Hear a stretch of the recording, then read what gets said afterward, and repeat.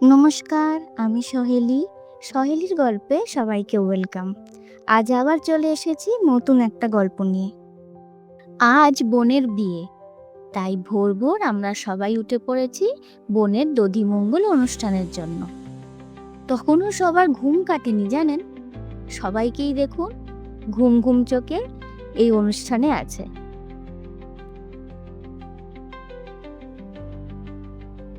আজ সকাল থেকেই সবার অনেক কাজ। আইবুড়ো ভাতের দিন ভালোভাবে ফটোশ্যুট করতে পারেনি বলে বোন আবারও সেজে গুজে চলে এসেছে মাঠে।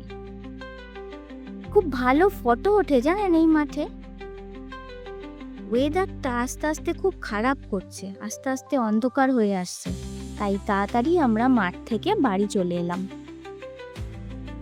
দৌড়ে সবে বাড়ি এসেছি আর হঠাৎ করে প্রচন্ড ঝড় আর বৃষ্টি হতে আরম্ভ করলো।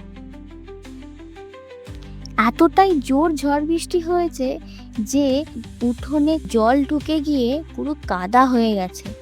এখানে বিয়ে হওয়ার কথা ছিল, কি সুন্দর করে সাজানো হয়েছিল জায়গাটা। তার মধ্যে আবার বাড়ির উঠোনেও যেখানে পুজো হওয়ার কথা ছিল সেখানেও পুরো গাছের ডাল পাতা পুরো ভর্তি হয়ে গেছে। এগুলোকে আবার সবাই মিলে পরিষ্কার করা হচ্ছে।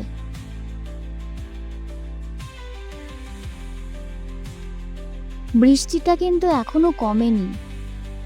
ওইদিকে বোনেরও টেনশন বাড়ছে, বাড়ির সকলেরও টেনশন বাড়ছে। এখনো গায়ে হলুদ আসেনি, আস্তে আস্তে বেলা হয়ে যাচ্ছে।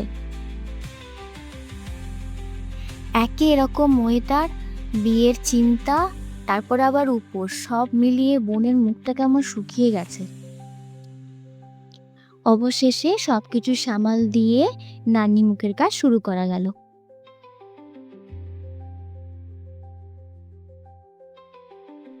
অভি আর বাবাইয়েরও সকালবেলা আসার কথা জানেন, কিন্তু ঝড় বৃষ্টির জন্য ওদেরও আসতে অনেক লেট হলো। আস্তে আস্তে এদিকে পুজোর কাজ চলতে থাকলো। আকাশও পরিষ্কার হয়ে এসেছে। প্রায় 30-40 মিনিট এমন করলো ওয়েদার যে পুরো লন্ডভন্ড হয়ে গেল চারিদিক। দেখুন বোনের গায়ে হলুদও এসে গেছে। এনাদেরও অনেক দেরি হলো জানেন। রাস্তায় এত ঝড় বৃষ্টিতে গাছ পড়েছিল, তাই অনেক ঘুরপথে আসতে হয়েছে। আর এগুলো হলো সব বোনের গায়ে হলুদের তত্ত্ব।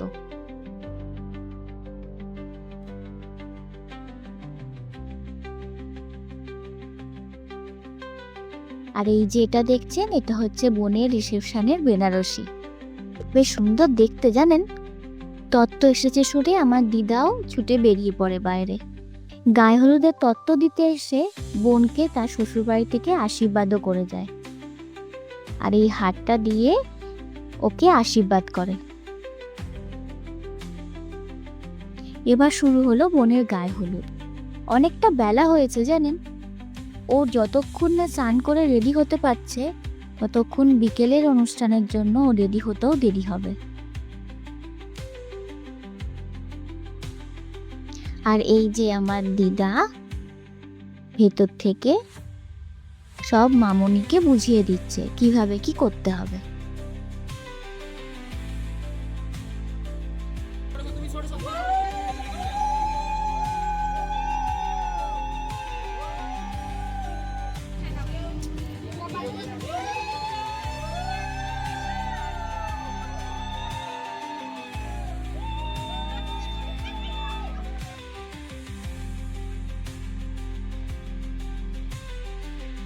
সবাই ওইদিকে জল সইতে গেল আর আমাকে একটা গুরুত্বপূর্ণ দায়িত্ব দিয়ে গেল।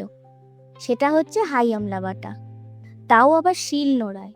আমি তো শিল নোড়ায় কোনোদিন হাতও দিইনি আর বাটনাও বাটিনি, কেননা বাড়িতে তো মিক্সিতেই বাটা হয়। তাই সবাই বলে বলে দিচ্ছিল আর আমি বাটছিলাম। হাত যেমন ব্যথা হয়েছিল তেমনি মজাও হয়েছিল। জীবনে প্রথমবার, তাও আবার বোনের বিয়েতে। বেশ অন্যরকম অনুভূতি জানেন। নিয়ম হচ্ছে দিদিকে হাই আমলা বাটতে হবে আর জামাইবাবুকে দিদির মাথায় ছাতা ঘোরাতে হবে। অদ্ভুত নিয়ম না? কিন্তু আমার ভীষণ ভালো লেগেছে, তাই আপনাদের সাথে শেয়ার করলাম।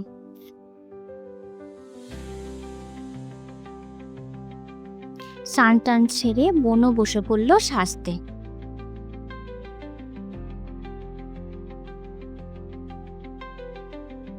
বেশ সুন্দর লাগছে কিন্তু আজ কনের সাজে বোনকে।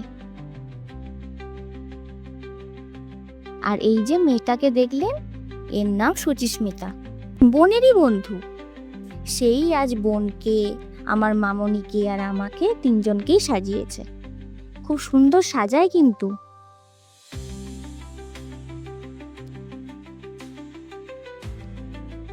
এদিকে বোনের সাজ অলমোস্ট কমপ্লিট, আর ওইদিকে মামনিকেও প্রায় সাজানো শেষের দিকে।